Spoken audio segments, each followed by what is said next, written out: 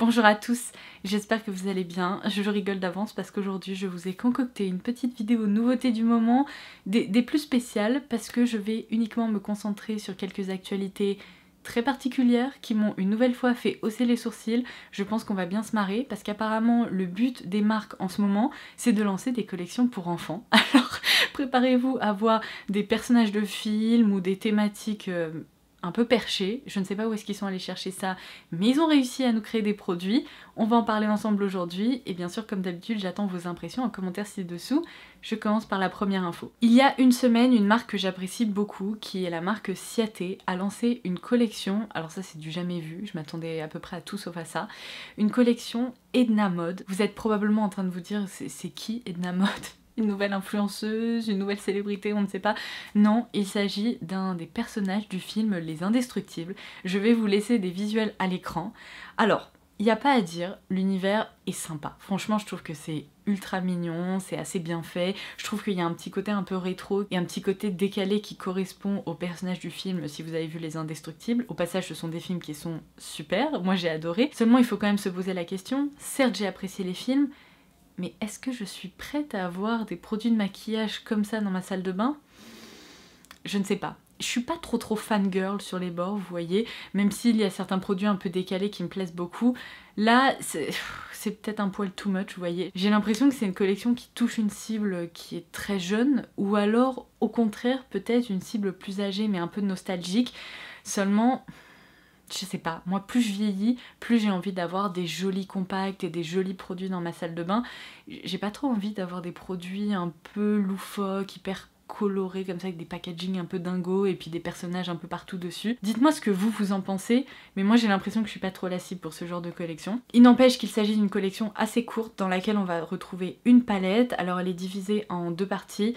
Vous avez 2 blushs et 2 trios de fards à paupières. Le produit le plus intriguant de cette collection, et vous savez quoi, malgré ce packaging, c'est presque un produit que j'ai envie de tester parce que Ciaté est quand même une marque qui a pas mal innové sur différentes textures et là j'ai l'impression que ça pourrait être un produit un peu sympa. Il s'agit en fait d'une poudre pour les lèvres, donc je me demande si c'est une poudre un peu crémeuse, une poudre un peu poudreuse. Enfin c'est assez étonnant de voir un produit comme ça dans un compact qui ressemble à un fard à paupières. Ces produits sont déjà dispo sur les shops officiels de Ciaté, en revanche ils ne sont pas arrivés sur des sites de revendeurs comme Look Fantastic ou autres, donc je ne sais pas s'ils arriveront ou si c'est une collection uniquement pour le site de Ciaté. Et enfin on retrouve 2 crayons un peu gel en fait pour les yeux, pareil avec des couleurs un peu électriques, un peu sur la thématique de cette collection. Donc ça c'était un peu la première news de marque qui se lance dans une collection un peu enfantine hein, quand même, faut bien le dire. Deuxième info du moment, vous avez peut-être vu passer ces produits, MAC Cosmetics s'associe à la licence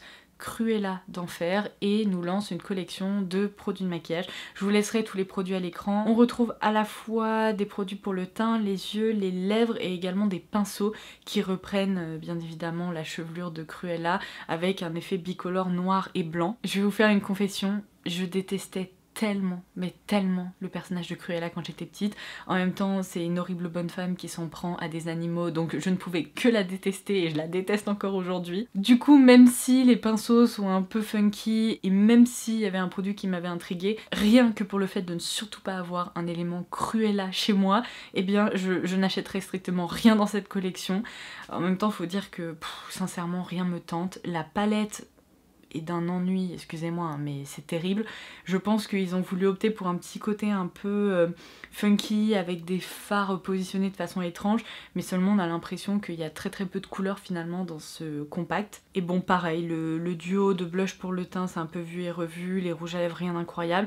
En plus vous savez quoi, je crois que c'est déjà la 2e collection Cruella avec MAC parce que il y a quelques années, si je me souviens bien, ils avaient lancé une collection mais avec vraiment un personnage dessiné. Tandis que là, ils lancent cette collection parce qu'il y a le film Cruella qui va sortir, cette fois-ci vraiment avec des acteurs etc. Et d'ailleurs il y a Emma Stone à l'affiche. Et si je me trompe pas, ce film sortira le 28 mai. Donc vous savez quand ils sortent des films, sachant que l'industrie cosmétique c'est une industrie qui est très rentable, maintenant ils proposent aussi des produits dérivés en matière de maquillage.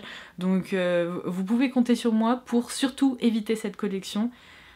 Je déteste du plus profond de mon cœur ce vilain chez Disney, donc Voilà. Alors dans le genre licence un peu trop utilisée, là en fait on est en 2021, il va falloir passer à autre chose, et bien Colourpop nous lance une collection Barbie, mais pas n'importe quelle Barbie, la Barbie Malibu évidemment. Alors il faut dire que franchement l'univers de la collection est assez mignon, c'est très coloré, on trouve vraiment un univers un peu rétro, plage et tout, c'est mignon, hein, y a pas à dire. Après, est-ce qu'à bientôt 30 ans j'ai envie d'avoir des produits Barbie dans ma salle de bain? Laissez-moi réfléchir. Non, pas vraiment. C'est presque une collection qui aurait pu fonctionner sans licence, vous voyez, parce que franchement, pour celles qui aiment la couleur et tout, la palette a l'air très sympa. Il y a des produits pour les lèvres un peu plus classiques, il y a un gros highlighter. Pareil, j'attends vos impressions, c'est mignon, c'est coloré. Pour celles qui aiment la couleur, je pense que ça va bien fonctionner. Après, le logo Barbie était pas indispensable finalement. On continue avec la marque Makeup Revolution qui, quant à elle, nous a lancé une collection La Petite Sirène. Alors on y retrouve une grande palette avec à la fois des poudres pour le teint et des fards à paupières.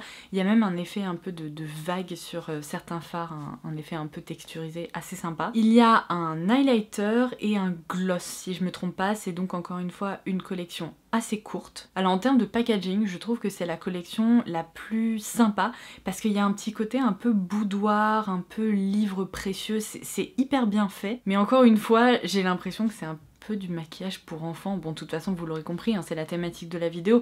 Après, je peux comprendre qu'il y a plein d'adultes qui adorent Disney, qui adorent certains films comme La Petite Sirène, etc. Seulement, c'est pas parce qu'on adore quelque chose qu'on a potentiellement envie d'avoir des produits de maquillage sur cette thématique. Je trouve que de plus en plus de collections sont juste en train de devenir des produits dérivés pour des fans de films, de séries, de personnages en tout genre.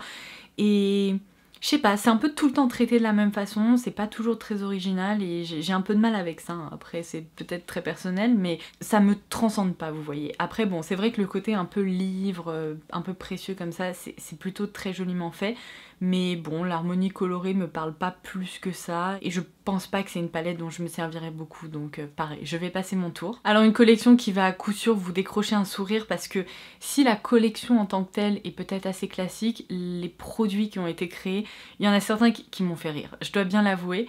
Wet n Wild a lancé une collection Bob l'éponge et cette collection est disponible chez Ulta aux États-Unis. Alors malheureusement j'ai cherché, j'ai retourné internet, cette collection n'est pas dispo sur des revendeurs européens, sur des sites comme Beauty Bay, etc. Donc c'est vraiment dommage parce que comme je vous le disais, c'est peut-être la collection qui me fait le plus sourire parmi toutes celles que je vous présente aujourd'hui. Alors autant l'highlighter, la palette et tout ça, franchement ça me dit trop rien, en plus les couleurs sont pas du tout faites pour moi. Autant il y a certains petits accessoires qui sont juste trop drôles, et les accessoires que je trouve particulièrement réussis, ce sont ces éponges avec les personnages de Bob l'éponge. Donc il y a 3 éponges qui vont être proposées, et alors l'éponge Patrick, elle est juste géniale, je la trouve hyper rigolote. Bon après sinon il y a 2 petits pinceaux qui sont juste en fait des pinceaux avec une impression au niveau du manche. Il y a un petit étui pour ranger ces éponges justement en forme de maison de Bob l'éponge, en forme d'ananas. C'est peut-être la collection qui me fait le plus retomber en enfance et qui me rappelle toutes ces heures que j'ai passées à regarder Bob l'éponge, n'est-ce pas? Comme beaucoup d'entre vous je pense. Il y a un coffret notamment qui est proposé avec toute la collection. Alors encore une fois, hein, c'est trop drôle, j'adorais Bob l'éponge quand j'étais petite, mais de là à vouloir des produits comme ça dans ma salle de bain, à l'exception peut-être de l'éponge Patrick que je trouve extraordinaire et que j'accueillerais bien avec plaisir, tout le reste, bon, ça reste très gadget, ça fait sourire, mais est-ce qu'on en a vraiment besoin? Ça c'est la question à se poser. Et alors je termine par la collection qui est probablement la moins enfantine, mais qui est quand même un petit peu kitsch sur les bords. Kiko nous a lancé une collection fruitée pour le printemps-été. Alors son petit nom c'est Fruit Explosion et bien comme son nom l'indique, hein, il s'inspire des différents fruits pour nous créer tout plein de produits. Alors il y a un bronzer, highlighter comme d'habitude, une palette, des produits pour les lèvres. Il y a des huiles pour les lèvres qui ont l'air assez originales, dans lesquelles on a l'impression qu'il y a des petits morceaux de fruits. Alors c'est peut-être encore une fois la collection la moins tirée par les cheveux, seulement je vous invite quand même à regarder le packaging de ces palettes pour les yeux qui est juste incroyable. C'est... comment vous dire? Non mais c'est comme une tranche de kiwi qu'on ouvre et à l'intérieur il y a les fards à paupières. C'est rigolo mais c'est quand même super moche. En plus vert fluo comme ça. Bon, pourquoi pas. Je suis en train de regarder les highlighters aussi au passage avec des petites framboises comme ça qui ont été intégrées au niveau du pan. Vous savez quoi? Je crois que j'aurais préféré qu'ils nous lancent une collection un peu plus sobre, quitte à avoir des parfums, des textures et tout un peu originaux, plutôt que d'avoir comme ça des packaging ultra kitsch avec des fruits dessus. Je sais pas, je suis dubitative. Est-ce que vous pensez qu'à force de voir tellement de trucs un peu loufoques passer en matière de cosmétiques, je suis devenue un peu perméable à tout ça, vous voyez, ça me touche plus trop, à la limite ça me fait rire et je me dis mais n'importe quoi. Je sais pas. Est-ce que je suis en train de devenir une grand-mère aigrie? Oh mon dieu, j'espère pas, vraiment pas. Non, je pense pas quand même. Non, parce qu'il y a quand même des collections qui, vous voyez, éveillent quelque chose en moi, qui m'intéressent vraiment beaucoup. Mais il y a franchement des choses qui sortent, je suis obligée de prendre un peu de recul et de me dire mais qu'est-ce que c'est que ça? Parce que sinon, vous savez quoi, il y aurait des produits partout ici. Et c'est juste pas possible. Je crois que le produit qui m'intéresse le plus dans cette collection, ça reste l'huile pour les lèvres, parce que j'aime bien ces textures avec des petits bidules à l'intérieur et tout. Et là, ils ont plus joué sur l'originalité de la texture que sur un kiwi tranché pour le packaging. Donc bon, c'est peut-être pas pour les enfants, mais c'est un petit chouï kitschounet quand même. Et voilà, j'en ai terminé avec les infos que je voulais partager avec vous aujourd'hui. J'espère que je vous aurai quand même décroché quelques sourires. Par pitié, dites-moi que je ne suis pas la seule à me marrer quand je tombe sur des infos comme ça, parce que bon, c'est du maquillage, c'est pas très sérieux, et il faut bien quand même prendre du recul et essayer de voir ce qui est un peu kitschouille sur les bords, ou ce qui au contraire pourrait arriver dans notre salle de bain. Partagez-moi vos impressions en commentaire. Est-ce que vous adorez ces collections comme ça, et vous avez envie de tout collectionner parce que vous adorez certains personnages, ou certains films, ou certaines licences, ou est-ce qu'au contraire vous êtes comme moi et vous vous dites est-ce bien utile? Ça c'est la vraie question. Sur ce, je vous embrasse très très fort et je vous dis à très vite. Bye bye.